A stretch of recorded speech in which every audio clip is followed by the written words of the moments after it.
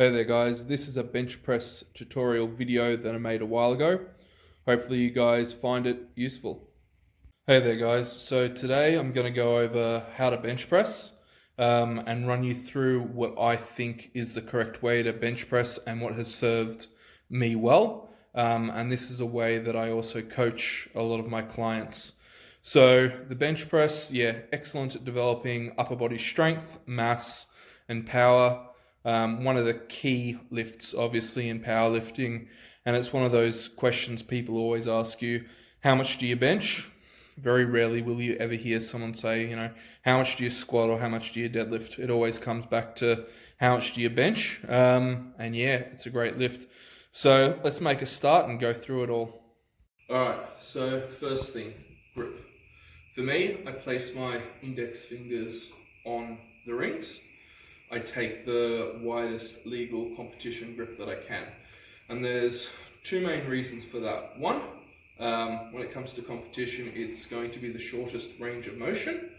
And secondly, I look at the area that I have on my chest versus the area of my triceps and shoulders. I have much more room on my chest to build a bigger chest, which is going to be more advantageous long-term to pressing significant weights. The other big advantage of that as well is when I've got the shortened range of motion, my elbows don't have to track as far past my body, which therefore puts me in a better pressing position. And it also saves on my shoulders. I just don't have to rotate them as far backwards to get into position. And I find it's definitely more beneficial in terms of overall progress. It may take a little bit of adjusting to get used to, and taking the widest legal grip for competition isn't going to be for everyone due to different biomechanics. But if you have the ability to do it, I'd recommend that you do so. The other thing is, with these rings, because this is a powerlifting bar, the rings are 81.5 centimeters apart. Your normal gym bar at the local gym, they can be absolutely everywhere. So it's important that you know how wide the grip is. You don't want to take a ridiculously wide grip if the rings are out here, because one, it's a little bit excessive, but the other thing is you run the risk of jamming your fingers when you re-rack the weight. So we've gone over grip width. When I grab the bar, I really try and get a tight grip. I don't want a loose grip on the bar. I'm really trying to grip the bar tight and squeeze. This just helps with overall tightness. And I'm grabbing the bar, and as I'm lowering it to my chest, I'm keeping that tight grip. When I get down to the chest, I think of the cue, pull the bar apart. So obviously I'm not pulling the bar apart, and I'm not pulling it enough to cause my grip to slide out.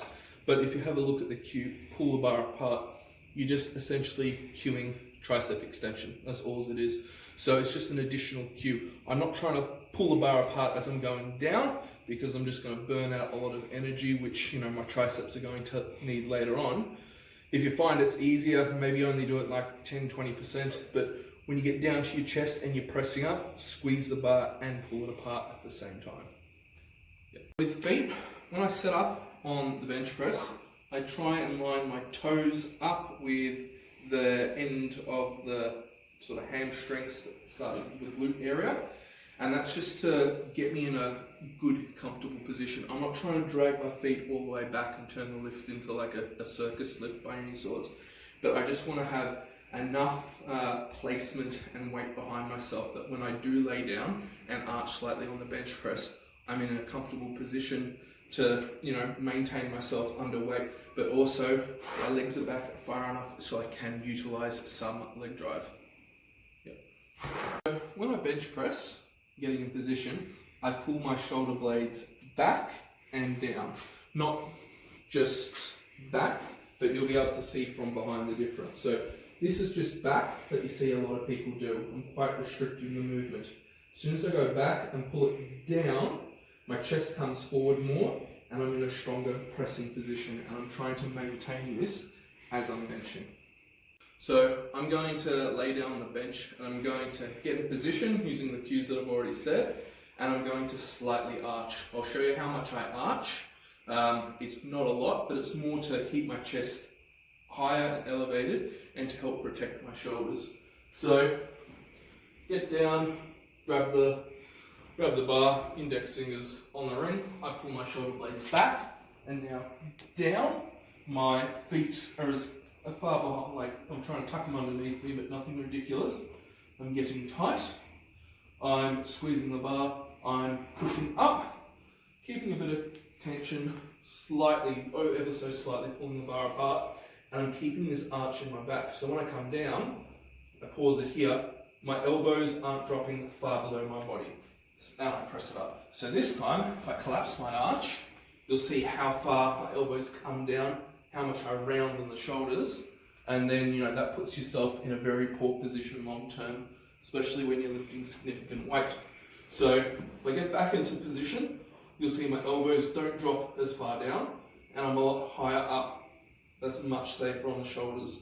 It's also a shorter range of motion as well, which is going to lead to a bigger bench press over time, but also it keeps the main work on the chest, which I'm trying to do, and grow a bigger chest, but it just adds years to my lifting career. So I'm going to touch over leg drive. It's relatively simple if explained correctly. So with my feet, when I get in position, as you saw, they're slightly tucked back. With leg drive, I'm trying to pretend there's a piece of paper under each foot, and I'm trying to slide it forward. But at the same time, I'm trying to drive my feet down at about 45 degrees. So when I lay on the bench with no weight and try and leg drive, I shift back that way. Obviously, when I get in position, grab the bar, get in position.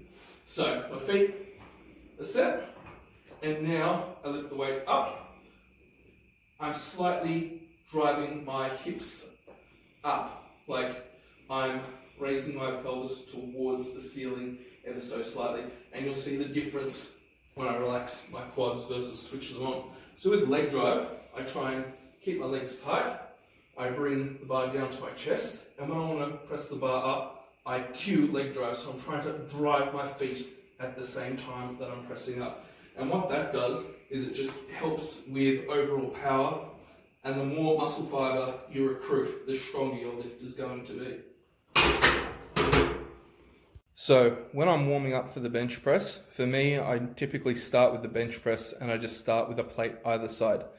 It's going to be different for each individual, and it's heavily dependent upon your strength level. For some of you, you might be warming up with an empty bar. That's fine. I typically do 2 sets of 10, and I find for me that enables me to get warm enough, and then from that point onwards, I will continue to take the weight up. So for me, I'll go 70 for 10, 100 for 5, 120 for a single, 140 for a single, and so on upwards until I hit my top working set. You can also incorporate push-ups if you don't want to use an empty bar, but the goal is just to get the chest, shoulders, and triceps warm, get yourself in position, and just feel through the movement and see how you're feeling. The secret to a good warm-up is just give yourself enough time. Don't skip over it, because it is important. And if you treat your warm-ups as proper working sets, the more quality reps you get in, it's just going to help with your movement pattern, and you're going to learn, your technique a lot better, a lot quicker, and it'll be more efficient long term. So don't just brush off your warm-ups as, something that's not important. You want to treat them with some, significance, but don't go all out in terms of don't be overly explosive, pressing the weight up.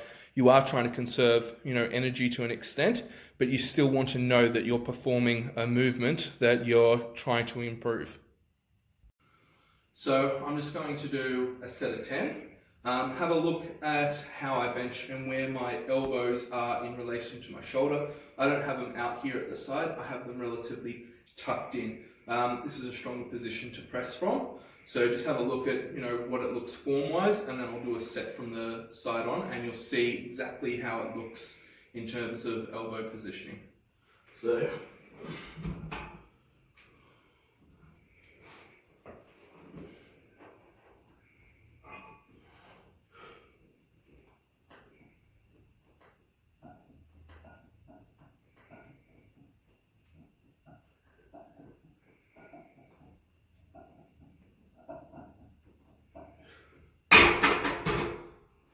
This time I'm going to show you from the side on position and how my elbow looks in relation to the rest of my body. So I'm going to get in position.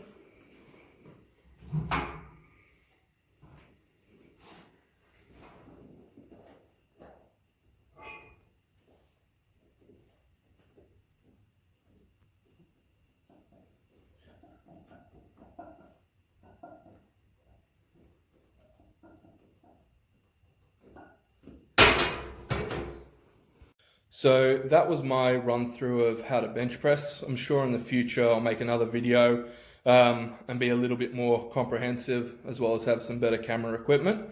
But the tips that I gave you then, they should serve you well. They should improve your lifts, your technique, basically, add longevity to your lifting career. Drop us a comment below. Let me know how you went and how you found it. If you haven't already, hit like and subscribe. Help an Aussie out. Hope you guys have a great day, and I'll continue to make a few more how-to videos in the very near future.